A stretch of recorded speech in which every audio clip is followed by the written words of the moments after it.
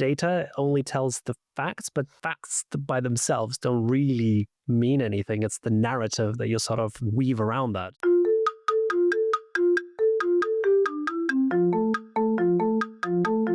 Are you a fitness-loving foodie? Then Defy Snacks is for you. Defy offers real, high-quality chocolate you love, combined with functional ingredients, giving you as much as 26 grams of protein per bag, so you can be both a little bit bad and a little bit good at the same time.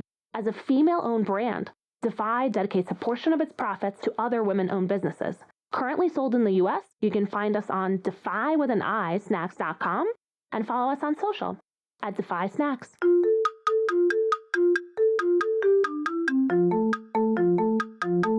Hello and welcome to the Shiny New Object Podcast. My name is Tom Ollerton. I'm the founder of Automated Creative, the creative effectiveness ad tech platform. And this is a weekly podcast where I interview one of our industry's leaders about their vision for the future of data-driven marketing. And they share their shiny new objects, which is also the name of the show. It's a privilege and a pleasure. And I'm on a call with the beautifully named Justinas Vaičiulis, who is the head of performance marketing at Jimdo.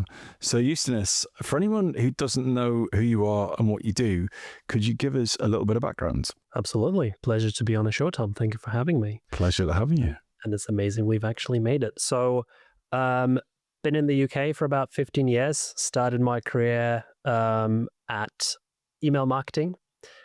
From that, went into Rocket Mill, doing very in-depth PPC. Then went to big agency, OMD, so worked on some big profile clients, SSE, Eurotunnel, Barclays, had an exposure there, and then went into the world of startups, or scale-ups, I should say, at Teamwork, and now at Jimdo. So that is quite the performance creds there. That is, you've been all over the shop. You've seen big and small, different platforms. I can't imagine anyone can get much past you. So I'd love to know, what has been the best investment of your own time, your own money, or your own energy in your own career over the last few years? Sure.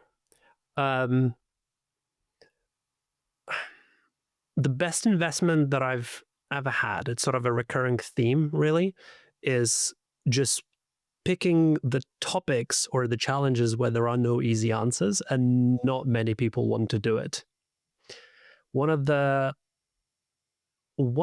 most fun things that I've done, so early on in the career, and that's the recurring theme bit, is I, at an agency, at Rocket Mill, I took on clients that no one really wanted, which was, at the time, that probably possibly puts them in a slightly bad vibe. It was around industrial gas. It's purely nothing to do with the client, an amazing client. It's just not really anyone's cup of tea. And to me, it was like, yeah, I want to do it. Oh, you see, you put your hand up. It wasn't thrust upon you. Well, it was like, it was suggested strongly that maybe I should take it. And I was happy to do it. I was like, yeah, I'll gladly have it. And honestly, like, one of the best things that I've ever done, because it's, for one, it seems kind of dull, but once you actually get into it, it was an incredible experience. Because again, you get into the world that you don't normally see, and there is so much, like, if you're a curious person, it's fantastic. Because yeah, you can have your like big names, big clients, big sort of budgets, but it was so incredibly interesting. And the beautiful thing about that, I think it was like a Steve Jobs quote, where you can really make the connections going forwards, like you can see them looking backwards. When I joined then the big agency, OMD, which was again like looking at like massive clients, and the career question came up. I'm like, like what kind of clients would you like to pick? And there was a choice between travel clients and a gas company or an energy company, right? And I was like, give me the gas. Yeah. Yeah, why not? And can you, like, the most incredible thing about that was this was end of 2019. Little did I know, in about 4 months, all of the travel clients are going to be completely shut down. All of the energy clients are going to shoot up. So the choice that seemed like, and again, like getting into really nitty gritty of like, just picking the client, like something that seemed so boring, so like what's much is there to it, is sort of allowed me to build a career, like find incredibly interesting clients and challenges, and work on those. I cannot remember the name of the lady on this podcast. It was many years ago, and what she said as Michelle Webb, maybe NFL. She said that you've got to decide what kind of marketer you are.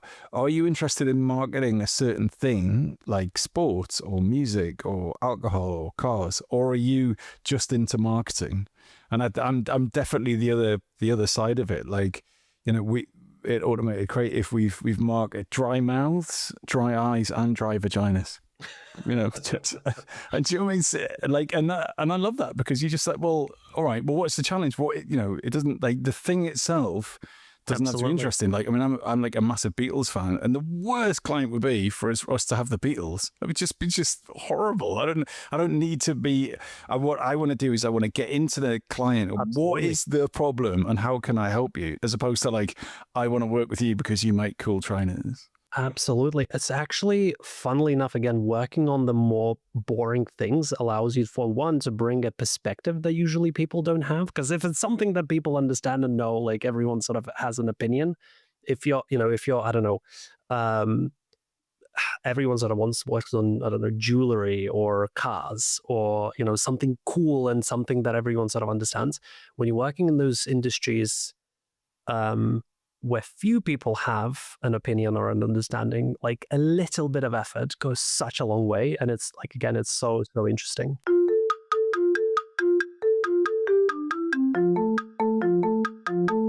And also there's less of a like established brand for you to play with, I guess, in that sense as well. You know, like, having not worked on Coca-Cola, I can imagine that it's like, right, this is how Coke shows up.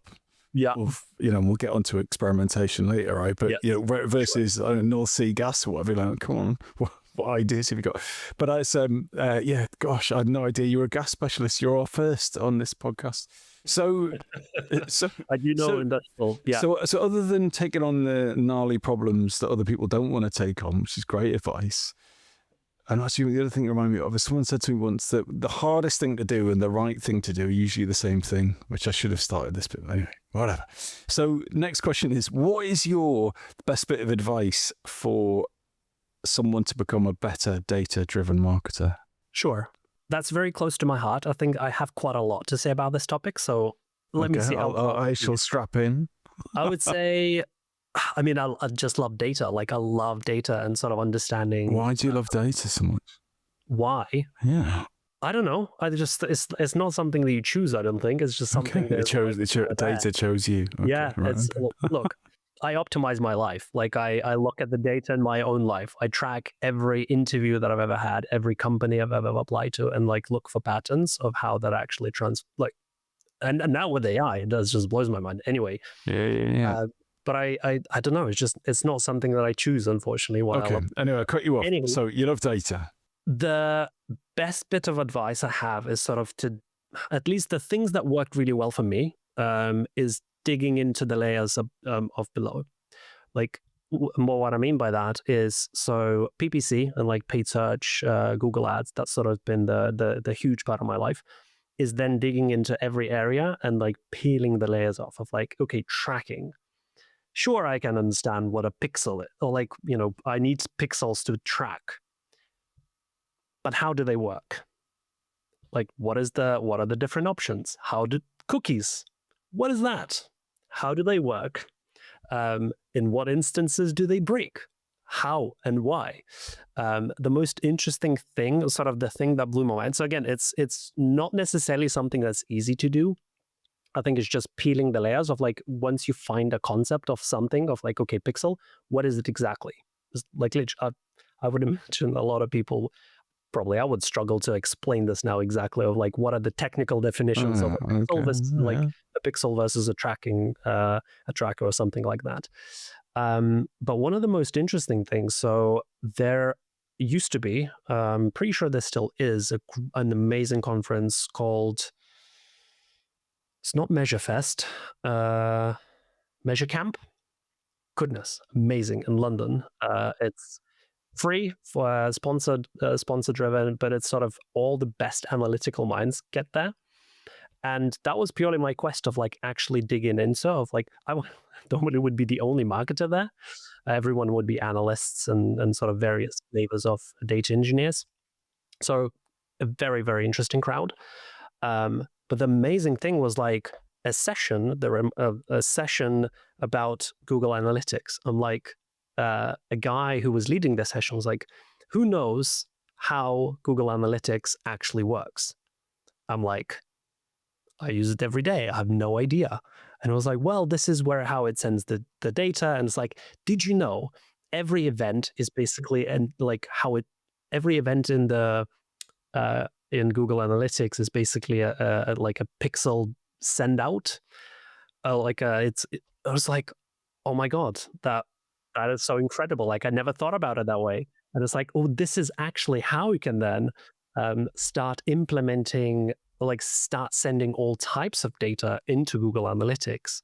And that sort of led me into solving, well, this was now years ago, but solving problems of like how to get different, a huge challenge used to be having like other than paid spend in Google Analytics other than Google Ads.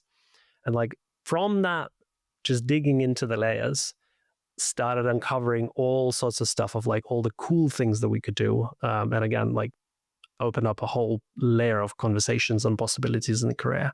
So your advice to data-driven marketing is go beyond what the first thing that gets served up to you, understand how the thing works. And Justinas, that makes me feel awful because I'm just not that kind of guy. I'm like right, brilliant, get the thing, get it working. I'm a good starter of things. I'm a terrible finisher of things, as everyone who works for me will attest. But that's really wise, isn't it? Because I think that one of the downsides of marketing is there's not really much of a barrier to entry to get in. I mean, I'm not saying it's easy for everyone to get a job, but you don't need to have done like a 3-year degree in analytics to get to work on PPC. You know, you get a job working for someone somewhere and you be junior PPC person, do some training, off you go, right? So, which is kind of brilliant in a way that anyone could get into the industry and have a go at it. But at the same time, I think that we, as an industry, a lot of us don't have that studious, inquisitive mind to go that bit further. I'm like anyone else using AI at the minute, and I'm like, well, cool, brilliant. That helped me with that job. Yep.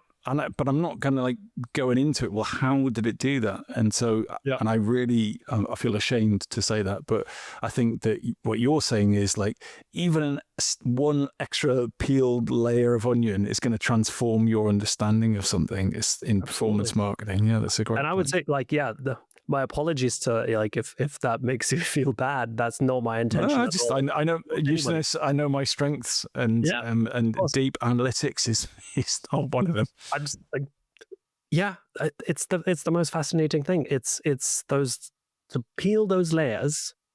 It just makes you so much better.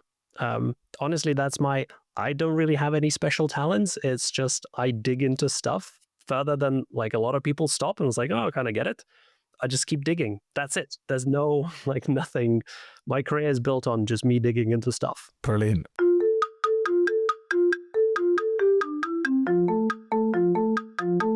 This episode of the Shiny New Object podcast is brought to you in partnership with MadFest. Whether it's live in London or streamed online to the global marketing community, you can always expect a distinctive and daring blend of fast-paced content, startup innovation pitches, and unconventional entertainment from MadFest events. You'll find me causing trouble on stage, recording live versions of this podcast, and sharing a beer with the nicest and most influential people in marketing. Check it out at www.madfestlondon.com.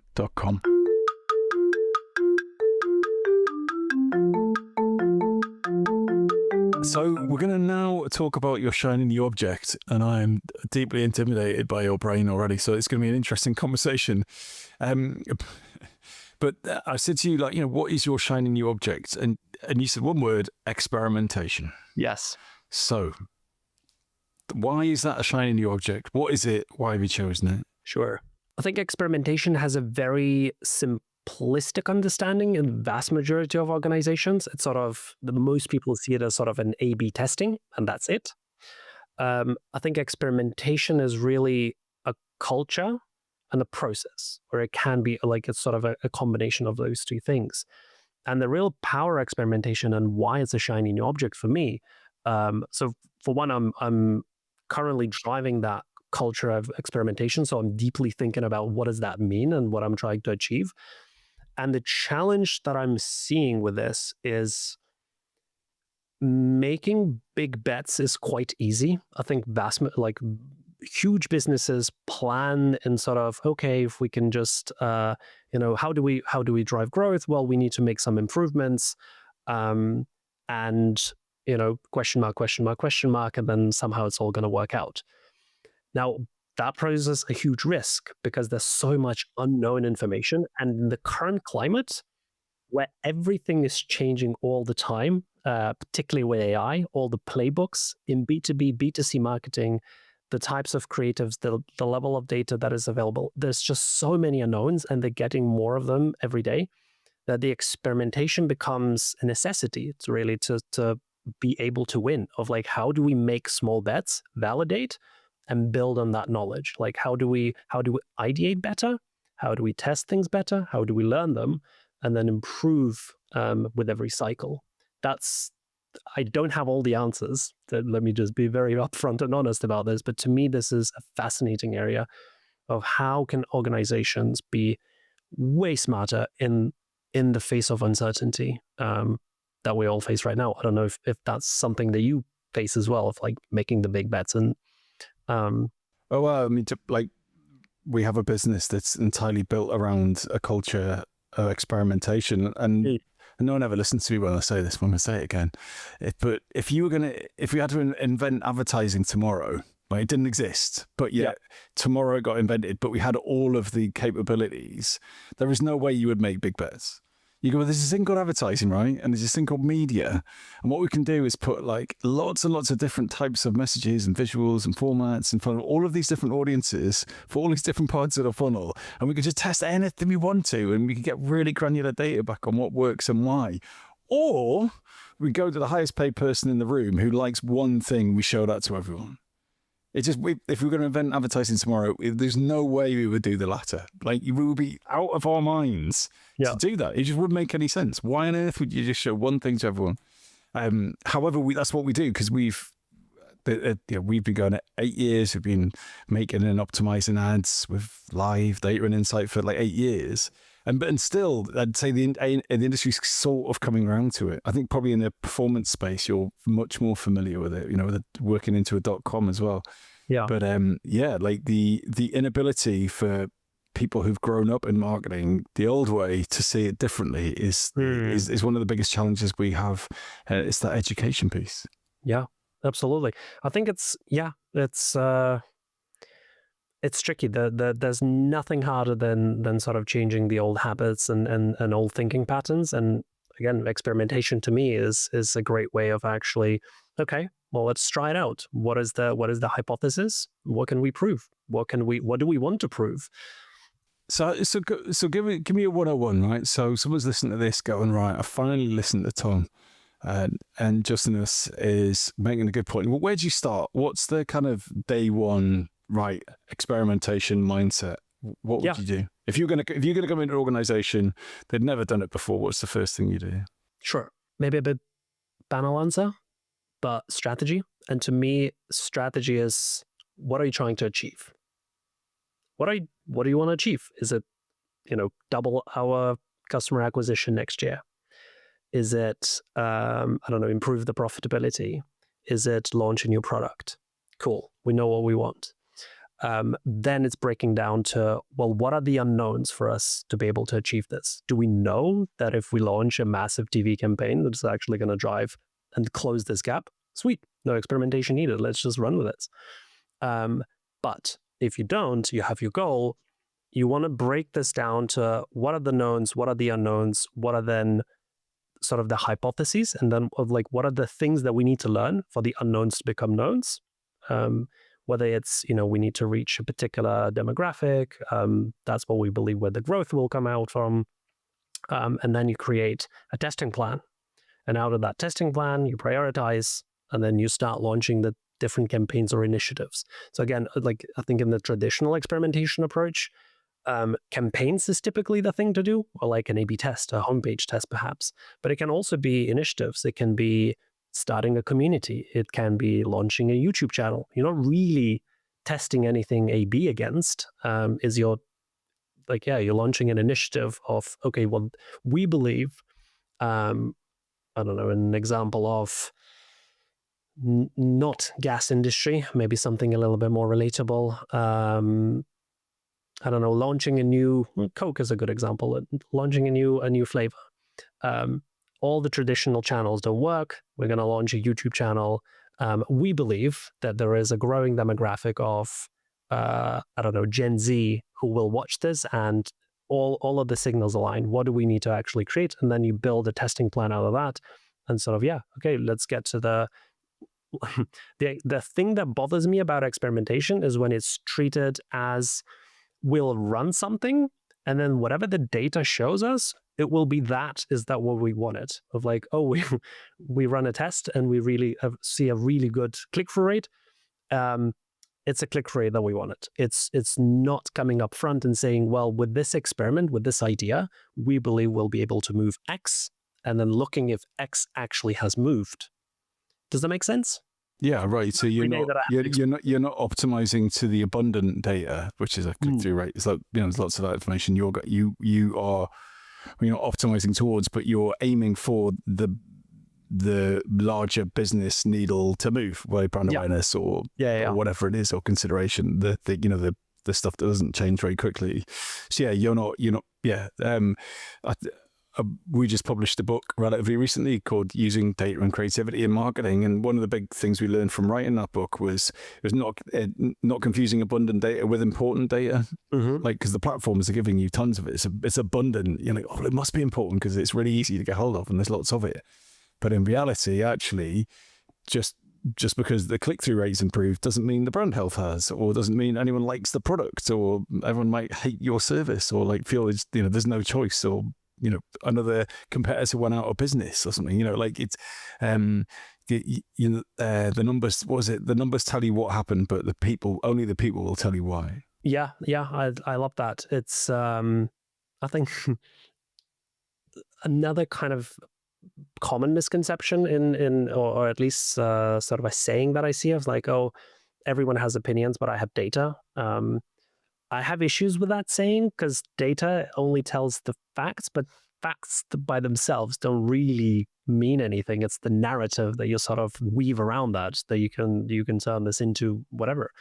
An example of this is, so we've looked at some of our acquisition data and like mobile and desktop, and again, us being a website builder, there is a huge discrepancy in the both activation and conversion rates from desktop versus mobile. So I don't know if that's surprising to you at all. It shouldn't be. Like, if you want to create a website, you'll be more likely to do it on a desktop than you would be on a mobile. Now, you have those facts. Okay, one of them converts much better than the other. You can have two very different stories about this. You can tell two very different narratives about this. One is, why on earth are we wasting our money and budget and energy on mobile? That's one way to tell that narrative. And it's like, yeah, let's just kill it. That another way is, there's a huge opportunity. There's a whole trend of people moving onto mobile. Maybe let's do something about that. That presents the opportunity. So it's the data itself often it doesn't really mean anything. Like the facts that you have, I've seen data twisted and turned into such different narratives. That is incredible. Well, we're marketing people, aren't we? We market our own data to market our own marketing in an odd way, don't we? I fight the urge to do that with everything that I have. That's my, yeah. We've all done it. We've all done it, Justinas. But unfortunately, look, we're at the end of the show. We've gone over, which is always a good sign. I feel like we could talk a lot more, but we need to leave it there. So if someone wanted to get in touch with you, where would you like them to do it? And what makes a message that you will actually reply to? Absolutely. I think LinkedIn is probably the best way. I'm working on building some online presence. But yeah, for me, LinkedIn is the easiest one. It's my name and surname, and a connection. And I think for an example of a good reach out message, yours is a brilliant one. Yes. Brilliant. Okay, so you want to come on some podcasts. That's a good steer. Justinas, thank you so much for your time. Thank you so much. It's been a pleasure.